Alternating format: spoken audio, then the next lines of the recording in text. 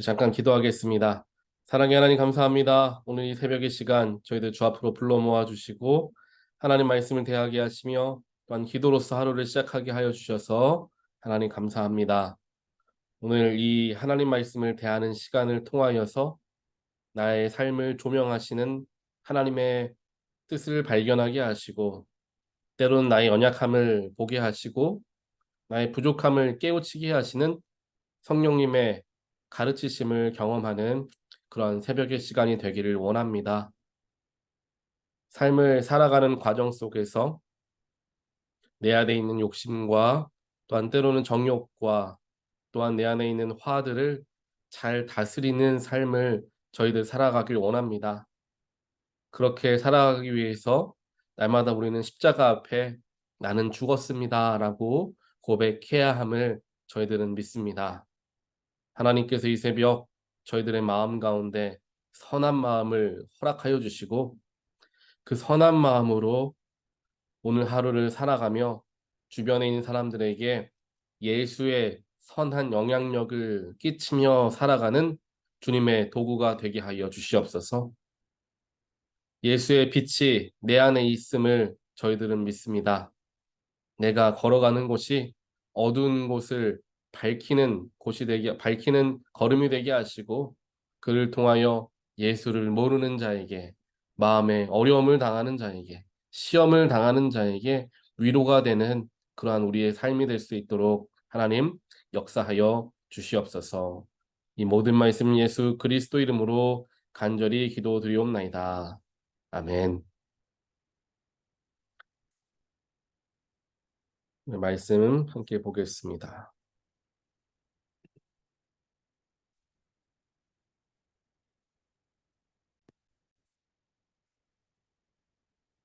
오늘 말씀은 예레미야 34장 12절부터 22절입니다.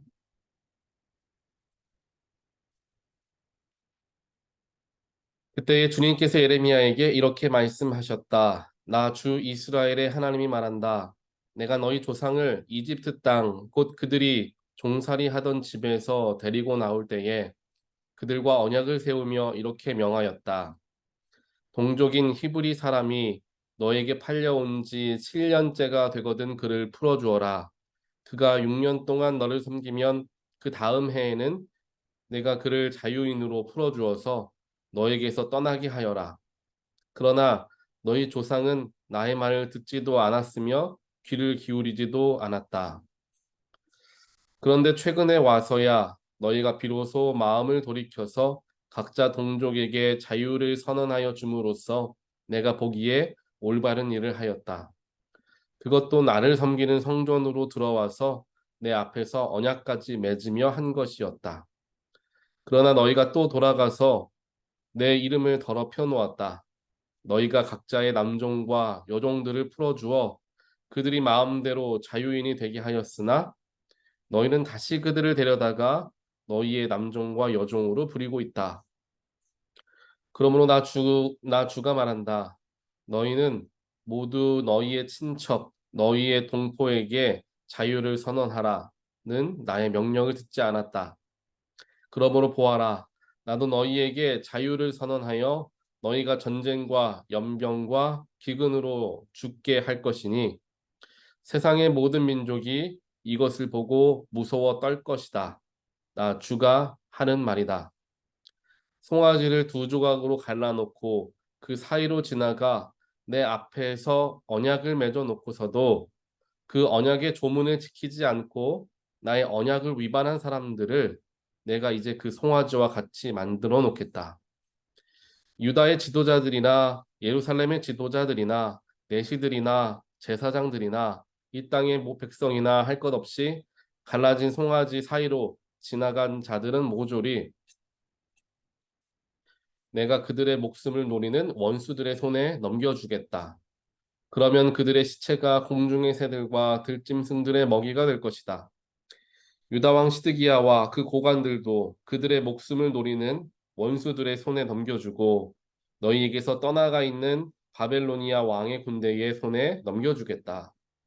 보아라 내가 명령을 내려서 바벨로니아 왕의 군대를 이 도성으로 다시 불러다가 그들이 이 도성을 공격하여 점령하게 하고 불을 지르게 하겠다.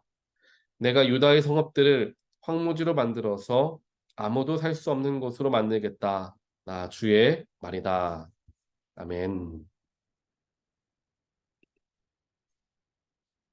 오늘 우리가 함께 보는 이제 예레미야 34장 말씀에서는 하나님께서 유다 백성들이 하나님과 언약의 관계, 약속의 관계를 맺게 되었다라는 것은 다들 잘 아실 것입니다. 그래서 그들을 어, 이집트에서 건져내어 주시고 가나안 땅에서 새로운 하나님의 나라를 이제 건설할 수 있도록 그들을 축복하여 주셨죠. 그래서 하나님과 이스라엘 백성들의 사이에는 이제 이 언약이라는 것이 그들의 하나님과의 관계를 묶어주는 역할을 이제 하게 되는 것입니다. 이것은 그 당시뿐만 아니라 지금 우리에게도 마찬가지가 되는 거죠.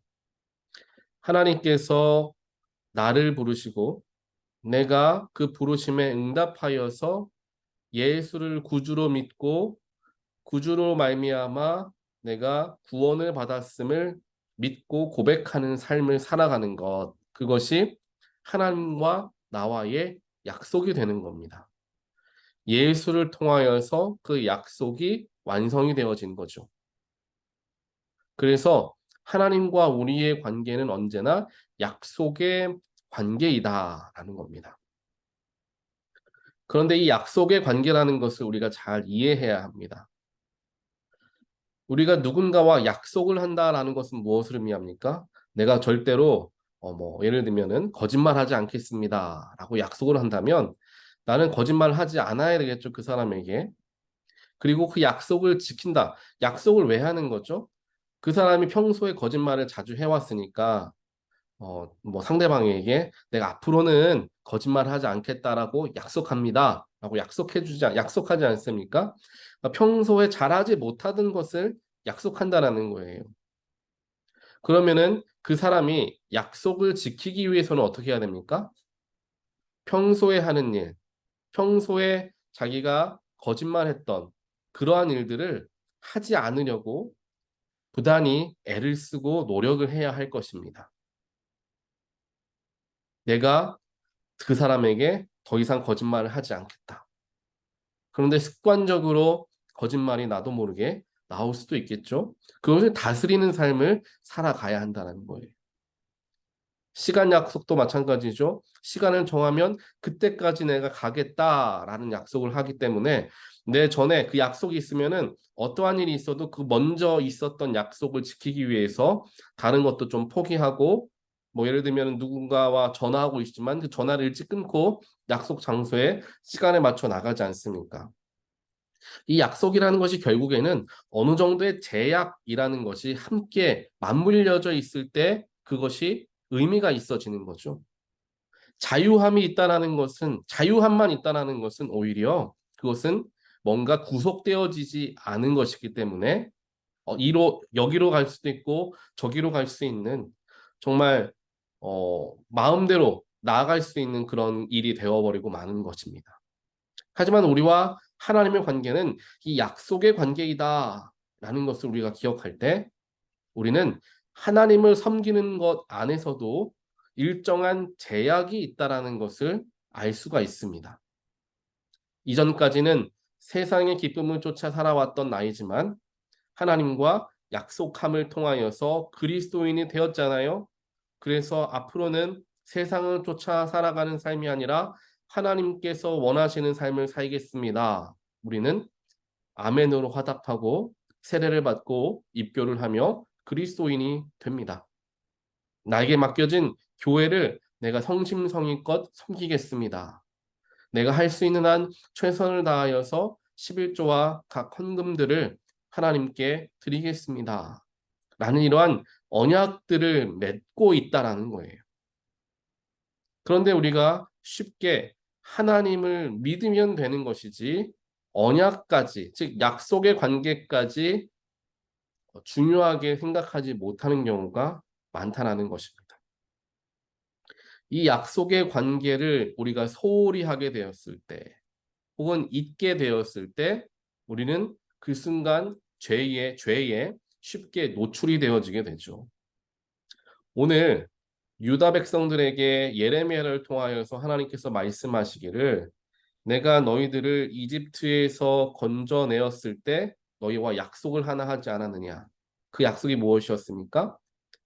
누구라도 노예로 삼게 되어서 종을 집에서 들여 그를 부리게 되면 6년 동안 종살이를 하되 7년 차에는 자유를 주어야 한다라고 하나님께서 유다 백성들과 이스라엘 백성들과 약속을 하셨습니다. 그런데 처음에는 그 하나님과의 약속을 잘 지키다가 세월이 흘러가면서 그 약속을 지키지를 않은 거예요.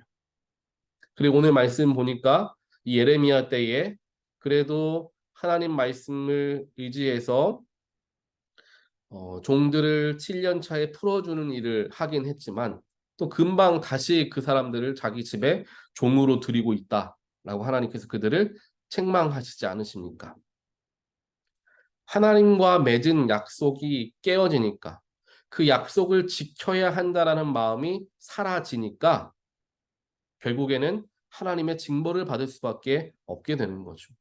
하나님과의 관계가 깨어지는 거가 되어버리고 마는 것입니다.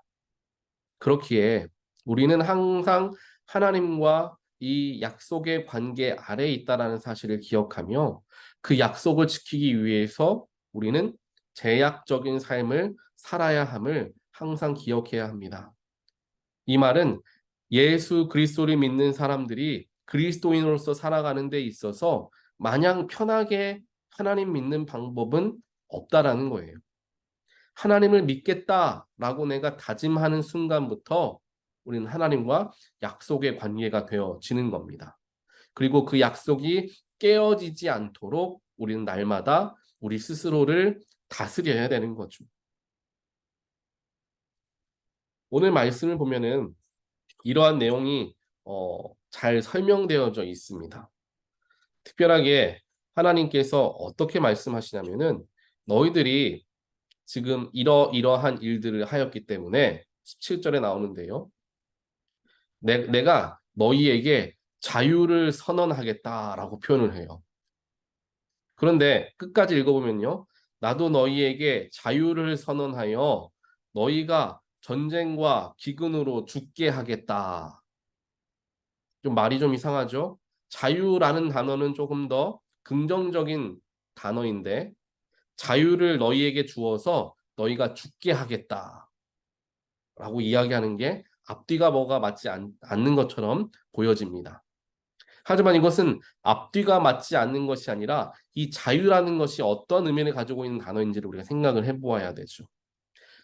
하나님과 언약의 관계가 있다라는 것은 제가 아까 말씀드렸던 것처럼 약속의 관계, 제약의 관계 속에 묶여져 있다라는 것을 의미하는 거죠. 하지만 그 사람에게 자유가 되어진다라는 것은 그 약속을 깨고 너희들 마음대로 할 수 있게끔 하겠다라는 거나 마찬가지의 이야기입니다. 여기서 말하는 자유는 오히려 우리가 죽게 되는 자유다라는 거예요. 우리는 때로 그렇게 생각하잖아요. 우리를 얽매고 있는 여러 가지 제약과 하나님을 믿는 것도 내가 이렇게 저렇게 믿고 있는 방법들이 있는데 그것 이외에 나를 제약한다라고 여겨지는 여러 가지 것들을 내가 보게 되었을 때 그것을 내가 벗어나고 싶어하는 마음들이 생긴다라는 것입니다. 그런데 그것은 자유라고 느껴질 수는 있겠지만 사람에게 그건 자유는 사람을 죽게 하는 자유이다. 그것을 하나님께서 말씀하시는 거예요. 즉 우리가 하고 싶은 대로 편안하게 내가 원하는 대로 살아가고 신앙생활하고 자유롭게 살아간다 생각하지만요. 그것은 자유가 아니라 내 영혼이 죽어가는 길이다라는 것을 하나님께서는 오늘 우리에게 말씀하고 계시는 것입니다. 사랑하는 성도 여러분, 하나님을 섬긴다라는 것, 예수를 구주로 믿는다라는 것은 결코 쉬운 일이 아닙니다. 쉽게 보아서도 안 되는 일입니다. 날마다 하나님이 나를 보고 계시고 성령께서 나와 함께 하신다는 것을 내가 인지하며 살아가야 된다는 거죠. 그러니 죄를 범하는 순간에도 내 마음에 찔림이 찾아오고 죄의 길에서 벗어나려 하고, 또한 사람에게 화가 나고 그 사람에게 어, 무엇인가를 지적하고 싶지만 하나님이 나와 함께 하심을 내가 기억했을 때 오히려 그를 용서하고 포용하려는 마음을 먹는 것, 즉 인간의 본성과 내 자아를 다 내려놓아야 하는 일들을 평생 하며 살아가야 하는 거예요. 세상 그 누구도 거룩함이 자연스러워지는 사람은 없습니다. 거룩함을 유지하기 위해서 부단히 노력하는 것이지, 그것이 너무나 익숙해져서 아무렇지도 않게 거룩함을 유지하는 사람은 아무도 없습니다. 거룩해지기 위해서 날마다 노력하는 거죠. 날마다 십자가에 나는 죽노라, 사도 바울조차 그렇게 이야기합니다. 나는 죄인 중에 큰 죄인이요 괴수와 같은 죄인이다. 사도 바울이 이야기하지 않습니까? 그 사도 바울이 하나님 말씀에 그렇게 순종하며 하나님 뜻대로 살아갔던 그 사도 바울조차도 나는 매일 나를 죽이고 있습니다라고 고백할 정도이니 우리 같은 연약한 사람들은 말할 것도 없겠죠. 날마다 거룩함을 유지하기 위해서, 날마다 하나님의 백성으로 하나님의 아들과 딸로 살아가기 위해서 우리는 부단히 노력하며 살아가야 하고, 그것이 바로 약속을 지키는 것, 하나님과 나와의 약속을 지켜내는 것을 의미한다라는 거고요. 하나님과 나와의 약속이 지켜진다라는 것은 하나님과 나와의 관계가 건강하게 유지되어진다라는 것을 의미합니다. 부부관계도 그렇잖아요. 우리가 부부관계는 언약으로 맺어놓은 것입니다. 혼인 서약을 하지 않습니까? 내가 내 남편을, 내가 내 아내를 내 평생 동안 나의 반려자로 여기며 살아가겠습니다. 또 사랑하겠습니다. 언약을 갖습니다. 그 서약을 하고 평생 그 서약을 지키며 노력하며 살아가는 것이죠. 이 노력함이 없어졌을 때, 이 서약의 마음이 사라졌을 때 부부의 관계에 어려움이 찾아오게 되는 것과 마찬가지로 하나님과의 나와의 관계도 우리가 그 하나님과 처음 만났던 그때의 마음, 예수를 정말 사랑하고 예수를 섬기고자 하는 마음이 정말 너무나 넘쳤던 그때의 마음을 잃어갈 때 관계가 깨어지고 어려움을 경험하게 되는 것입니다. 오늘 예레미야 말씀을 잘 기억하시면서 내가 세상적으로 할 수 있는 모든 것을 다 할 수 있다라는 그 자유가 육신에게는 자유일지 모르지만 내 영혼에게는 결코 자유가 아님을 기억하고 하나님의 백성으로 살아가기 위해서 우리는 날마다 부단히 노력하며 살아가야 함을 기억하는 저와 여러분 되시기를 주님의 이름으로 간절히 축원드립니다. 함께 기도하겠습니다. 사랑의 하나님 감사합니다. 먼저 나를 찾아와 주시고 나에게 약속으로 다가와 주시며 나를 하나님의 백성으로 삼아 주신 하나님 감사합니다. 하나님과의 관계 속에서 우리는 예수 그리스도 또한 그를 통한 구원, 축복을 누리게 됩니다. 이 모든 것이 하나님의 은혜이고 또한 그 은혜에 화답하여 하나님을 사랑하고 구주를 사랑하는 삶을 살아가겠다 다짐하고 우리는 모두가 그리스도인이 되었습니다. 이 관계를, 이 약속을 저희도 중요하게 여기게 하여 주시옵소서. 내 입맛에 맞게, 내 생각에 맞게 그 약속을 이렇게 저렇게 변형시키려고 애쓰는 삶이 아니라 하나님과 나와의 약속을 끝까지 분명하게 지켜내기 위해서 날마다 나는 죽노라, 날마다 나는 내려놓노라 고백하고 살아가는 우리 모두가 되게 하여 주시옵소서. 그렇게 살아갈 때 그것이 무언가에 묶여있는 삶, 제약받고 압박받는 삶이 아니라 그것이야말로 진정한 자유된 삶이란 것을 저희들 경험하게 하시고 그 경험이 얼마나 기쁜가를 맛보게 하여 주시어서 하나님과의 관계를 유지하며 나아가는 것이 내가 참 기쁘구나 라는 고백을 할 수 있는 우리 모두가 될 수 있도록 하나님 축복하여 주시옵소서.